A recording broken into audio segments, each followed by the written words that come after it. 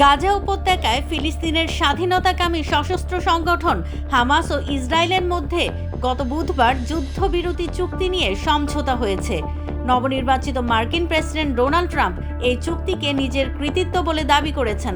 বেশিরভাগ বিশেষজ্ঞ বলছেন ট্রাম্প কিছুটা কৃতিত্ব পাওয়ার দাবিদার। ট্রাম্পের হাতে ক্ষমতা হস্তান্তরের কয়েকদিন আগে হওয়া চুক্তিটিকে বিদায়ী মার্কিন প্রেসিডেন্ট জো বাইডেনের জন্য এক তিতামিঠা বিজয় বলে মনে করা হচ্ছে। বাইডেন গত 31 মে সর্বপ্রথম ইসরায়েল ও হামাসের মধ্যে চুক্তির রূপরেখা প্রস্তাব করেছিলেন, তবে এই ব্যাপারে কয়েক দফায় কূটনৈতিক তৎপরতা নেওয়া হলেও তা ব্যর্থ হয়। গত আগস্টে তেল আবিব সফরে গিয়ে মার্কিন পররাষ্ট্রমন্ত্রী অ্যান্টনি ব্লিংকেন বলেন এটাই হয়তো চুক্তির শেষ সুযোগ। ট্রাম্পের মধ্যপ্রাচ্য বিষয়ক দূত স্টিভ উইটকফ গত শনিবার নেতানিয়াহুর কার্যালয়ে যান এবং ইসরায়েলি এই নেতাকে যুদ্ধবিরতি চুক্তির জন্য চাপ দেন। এ যেন 1981 সালে ইরান থেকে যুক্তরাষ্ট্রের জিম্মিদের মুক্ত করার চুক্তিটিকেই প্রতিধ্বনিত করছে। উইটকফ এবং বাইডেনের মধ্যপ্রাচ্য বিষয়ক উপদেষ্টা ব্রেট ম্যাকগার্ক যৌথভাবে কাতারের আমিরের সঙ্গে সাক্ষাৎ করেছেন, যা যুক্তরাষ্ট্রের সাম্প্রতিক ইতিহাসে নজিরবিহীন। ইসরায়েল ও হামাসের মধ্যকার চুক্তির ক্ষেত্রে একটি গুরুত্বপূর্ণ মধ্যস্থতাকারী দেশ কাতার।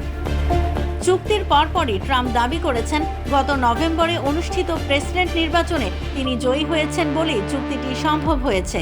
ট্রাম্পের কৃতিত্ব আছে কিনা এমন প্রশ্নের জবাবে বাইডেন বলেন, এটা কি কোনো তামাশা? বুধবার মার্কিন প্রেসিডেন্ট হিসেবে বিদায়ী ভাষণ দেওয়ার কয়েক ঘন্টা আগে তিনি বলেন, যুক্তরাষ্ট্র যেন এক সুরে কথা বলতে পারে তা নিশ্চিত করতে তিনি ট্রাম্পের প্রতিনিধি দলকে আলোচনায় অন্তর্ভুক্ত করেছিলেন।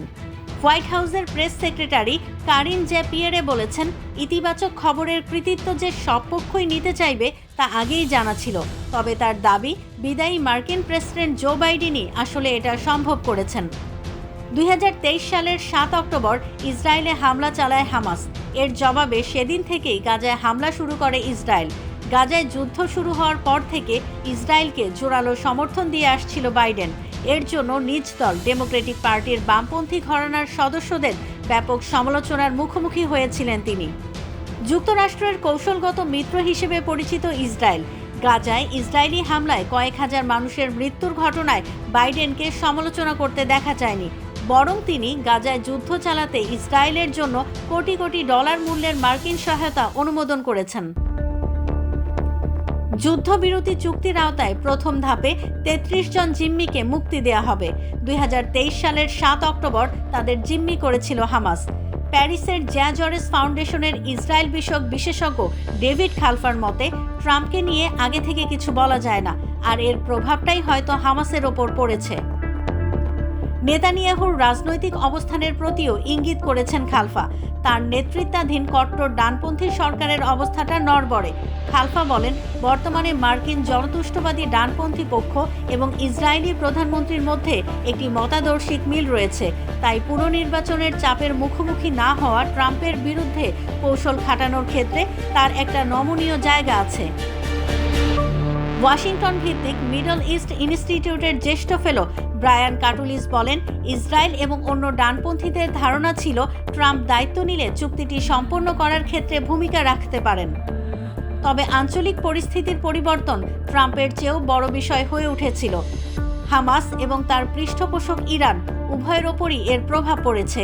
লেবাননে ইসরায়েলের মিত্র হিজবুল্লাহ এবং ইরানের নিজস্ব বিমান প্রতিরক্ষা ব্যবস্থাকে ধ্বংস করেছে ইসরায়েল। কাটুলিস বলেন, আমরা ট্রাম্পের কাছ থেকে যে হুমকি ধমকি ও তর্জন গর্জন দেখেছি তা কোনো পক্ষের জন্যই বিশাল বিষয় ছিল বলে আমি মনে করি না।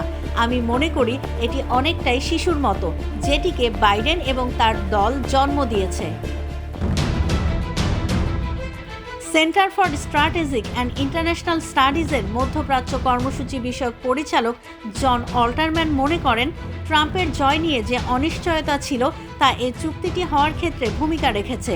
ইসরায়েল ও হামাস এমন সব শর্তের আওতায় আলোচনা করেছে যা দুই পক্ষের কাছেই গ্রহণযোগ্য ছিল। দুপক্ষই জানত যে কোনো সময় মাপকাঠিগুলো বদলে যাওয়ার উচ্চ ঝুঁকি আছে। চুক্তিটি যদি ভেস্তে যায় তখন কি হবে, এমন প্রশ্নও উঠছে। এই বিষয়ে অল্টারম্যান বলেন, তখন আর কে এটা বাস্তবায়ন করলো সেটা কোনো বিষয় হবে না, চারদিকে তখন প্রচুর দোষারোপের খেলা চলবে।